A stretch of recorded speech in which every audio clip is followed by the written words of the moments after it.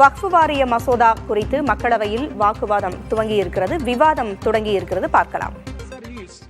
Whether the joint parliamentary committee has the right to incorporate new provisions in the bill. It is beyond the powers and ambit of the joint parliamentary committee. They have incorporated so many new provisions. I have no objection in respect of those provisions. Even 2A also it is appreciable. We don't have any objection. Sir, very serious technical matter.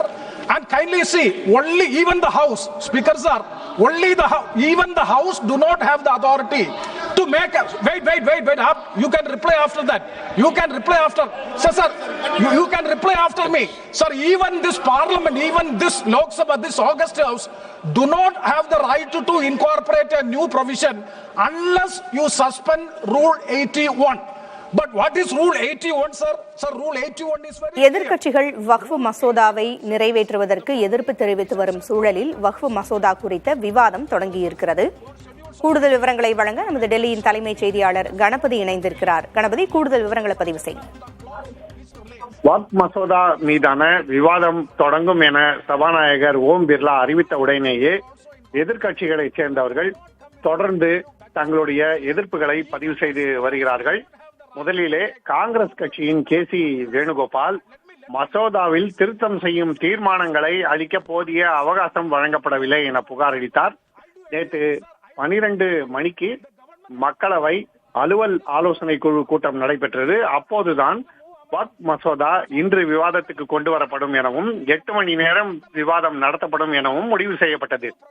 இன்றே இந்த மசோதா மீது விவாதத்தை நிறைவு செய்து வாக்கெடுப்பு நடத்த வேண்டும் என திட்டமிடப்பட்டுள்ளது.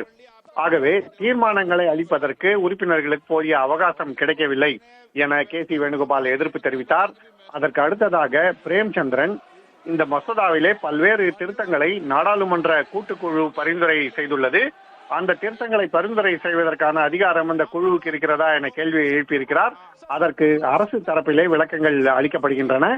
பல்வேறு விதிகளை குறிப்பிட்டு பிரேமச்சந்திரன் இத்தகைய மாற்றங்களை செய்வதற்கு அவைக்குத்தான் உரிமை இருக்கிறது எனவும், அதை தவிர குழுவுக்கு அது போல மாற்றங்களை செய்வதற்கான உரிமை இல்லை எனவும் தனது வாதத்துக்கான விதிகள் என்ன என்பதை சுட்டிக்காட்டி பேசிக் கொண்டிருக்கிறார்.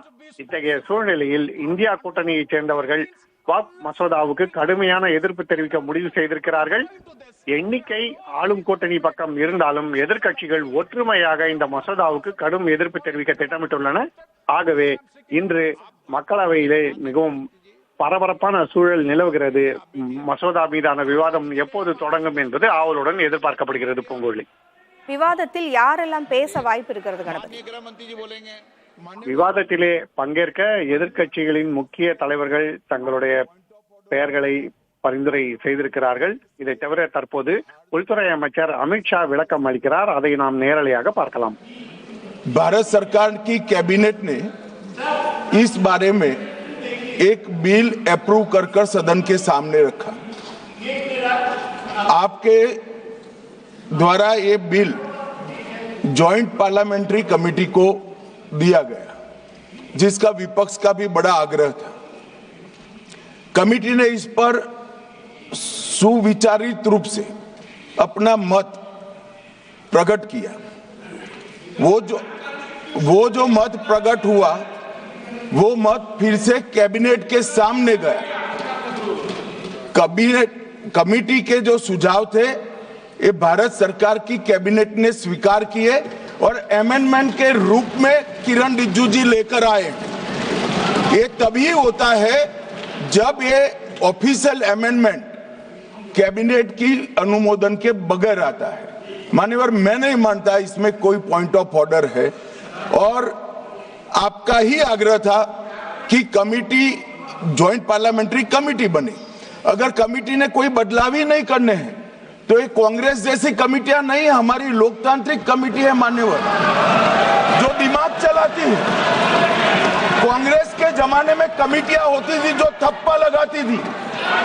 हमारी कमेटी चर्चा करती है, चर्चा के आधार पर विचार करती है और परिवर्तन करती है। अगर परिवर्तन को स्वीकार ही नहीं करना है तो कमेटी काहे को लिए है भाई?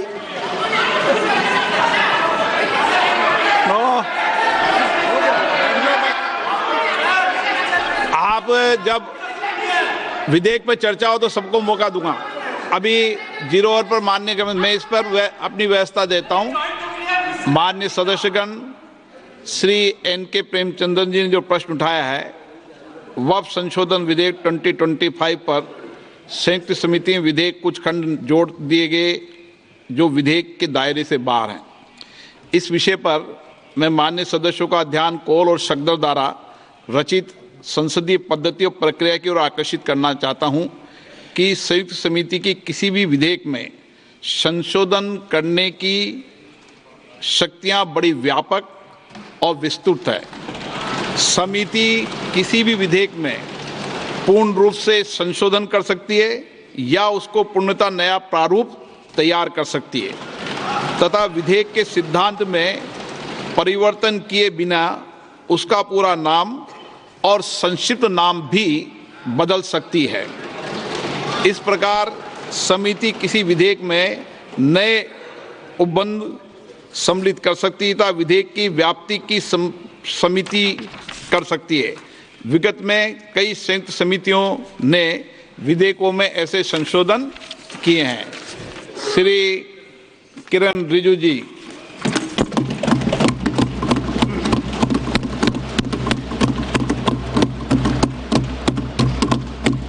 Honorable Speaker, sir, I rise to move the motion for consideration of the Waqf Amendment Bill 2025 and Musalman Waqf Repeal Bill 2024. अध्यक्ष महोदय जी, आपने जो रूलिंग दिया है जेपीसी के बारे में जिक्र किया है, उसी के साथ साथ जुड़ते हुए एक मिनट किरण जी, एक मिनट श्री सौगत राय जी संशोधन संख्या 108 को प्रस्तुत करें। आप बोल रहे थे ना? Under Rule 77(2) of the Rules of Procedure, I propose that the Waqf Amendment Bill 2025 be recommitted for the purpose of eliciting further opinion thereon. Okay, माननीय मंत्री जी अब 12-16 पर अपना वक्तव्य दें।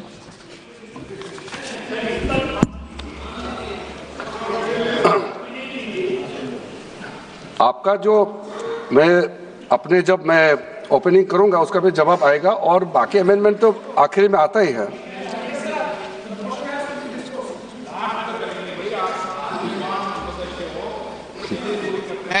चलिए माननीय मंत्री जी। माननीय अध्यक्ष महोदय, हम सबको बहुत डिटेल में जाने का भी आवश्यकता नहीं है। कमेटी के बारे में उसका जिक्र काफ़ी हो चुके हैं, लेकिन मैं इतना कहना चाहता हूं कि जो कमेटी इस बार दोनों सदन लोकसभा राज्यसभा मिला करके ज्वाइंट कमेटी में वक्फ अमेंडमेंट बिल पे जो चर्चा हुई है, आज तक भारत के संसदीय इतिहास में इतना व्यापक रूप से चर्चा, कंसल्टेशन और समय कभी नहीं दिया है। इसलिए मैं जो ज्वाइंट कमेटी में जितने मेंबर्स दोनों सदनों के लोकसभा और राज्यसभा में जो सदस्य उस कमेटी में थे, मेरे तरफ से सरकार की ओर से मैं धन्यवाद देता हूं, अभिनंदन करना चाहता हूं। अध्यक्ष महोदय जी, कुल मिलाकर के 97,27,772 याचिकाएं ऑनलाइन, फिजिकल, मेमोरेंडम के रूप में, रिक्वेस्ट के रूप में और सुझाव के रूप में पूरे तरह से सरकार ने देखा है। वो जेपीसी के माध्यम से हो या डायरेक्ट दिया हो, हमने सब उसको देखा है। इससे बड़ा कभी भी, इससे ज्यादा संख्या में किसी भी बिल के ऊपर में लोगों का याचिकाएं नहीं आया आज तक। कुल मिलाकर के 284 சர்ச்சைக்குரிய வகையில் வக்ஃப் மசோதாக்களின் அம்சம் இருப்பதாக எதிர்க்கட்சிகள் குற்றஞ்சாட்டி இருக்கக்கூடிய சூழலில் உள்துறை அமைச்சர் அமித்ஷா அது குறித்து பேசியிருந்தார். போதுமான அளவு விரிவாக விவாதிக்கப்பட்டுவிட்டது இந்த மசோதாவில் செய்யப்பட்டுள்ள திருத்தங்கள் குறித்து என்றும் அமித்ஷா கூறியிருந்தார். தற்பொழுது சிறுபான்மையின நலத்துறை அமைச்சர் கிரண் ரிஜிஜு பேசி வருகிறார். செய்தியாளர் கணபதி இணைந்திருக்கிறார். கணபதி, இதுவரை மக்களவையில் நடந்தவற்றை சுருக்கமாக சொல்லவும். மக்களவையிலே தற்போது சர்ச்சைக்குரிய வக்ஃப் மசோதா மீதான விவாதம் தொடங்கி இருக்கிறது. மத்திய சிறுபான்மையினை துறை அமைச்சர் கிரண் ரிஜிஜு இந்த மசோதாவை விளக்கி அறிமுகப்படுத்தி கொண்டிருக்கிறார். அதன் பிறகு எதிர்க்கட்சிகளைச் சேர்ந்தவர்கள் ஒவ்வொருவராக பேச இருக்கிறார்கள். அதற்கு முன்னதாக எழுப்பப்பட்ட ஆட்சேபங்கள் அனைத்துக்குமே அரசு தரப்பிலே விளக்கம் அளிக்கப்பட்டிருக்கிறது. மத்திய உள்துறை அமைச்சர் அமித்ஷா இந்த மசோதாவிலே பல்வேறு திருத்தங்களை நாடாளுமன்ற கூட்டுக்குழு பரிந்துரை செய்தது. அதன் பிறகு அந்த குழுவின் அறிக்கை நாடாளுமன்றத்தில் சமர்ப்பிக்கப்பட்டு பின்னர் மத்திய அரசு அந்த குழுவின் அறிக்கையிலே இருந்த பரிந்துரைகளை ஏற்றுக்கொண்டுள்ளது. மத்திய அமைச்சரவை ஒப்புதலுடன் மாற்றம் செய்யப்பட்ட மசோதா தற்போது நாடாளுமன்றத்திலே கொண்டு வரப்பட்டிருக்கிறது. ஆகவே விதிமுறைகள் அனைத்தும் பின்பற்றப்பட்டிருக்கின்றன என்று விளக்கினார். அதைத் தொடர்ந்து சபாநாயகர் ஓம் பிர்லா மசோதாவின் விவாதத்துக்கு அனுமதி வழங்கியிருக்கிறார். முதல் பேச்சாளராக அரசு சார்பிலே மத்திய அமைச்சர் கிரண் ரிஜிஜு தற்போது பேசிக் கொண்டிருக்கிறார். இந்த மசோதாவை கொண்டு வருவதற்கான காரணங்கள் என்னென்ன, திருத்தங்கள் செய்யப்பட்டதற்கு அரசு இசைவு தெரிவித்ததற்கான காரணங்கள் என்ன எனவும் அவர் பேசிக் கொண்டிருக்கிறார். இதை தவிர நாடாளுமன்ற கூட்டுக்குழுவின் உறுப்பினர்களுக்கும் அவர் தனது நன்றியை தெரிவித்திருக்கிறார். மிகவும் விரிவான ஆலோசனைகள் நடைபெற்றன எனவும் வேறு எந்த குழுவிலும் இல்லாத அளவுக்கு ஆலோசனைகளை நடத்தி அந்த ஆலோசனைகளையும் அரசு ஏற்றுக்கொண்டு அதன் பிறகே மசோதாவை திரும்ப விவாதத்துக்கு கொண்டு வந்திருக்கிறது என கிரண் ரிஜிஜு குறிப்பிட்டிருக்கிறார். ஆகவே இப்போது தொடங்கி 8 மணி நேரம் இந்த சர்ச்சைக்குரிய மசோதா மீதான விவாதம் நடைபெற இருக்கிறது. அதன் இறுதியிலே வாக்கெடுப்பு நடைபெற வேண்டும் எனவும் குரல் வாக்கெடுப்பாக இல்லாமல் குழு வாக்கெடுப்பு நடைபெற வேண்டும் எனவும் எதிர்க்கட்சிகள் முடிவு செய்திருக்கின்றன. ஆகவே இன்று நாள் முழுவதும் ஆளும் கூட்டணி மற்றும் எதிர்க்கட்சிகள் இடையே கடுமையான மோதலை மக்களவையிலே நாம் எதிர்பார்க்கலாம். பூங்குழலி, தகவல்களை வழங்கியமைக்கு நன்றி கணபதி.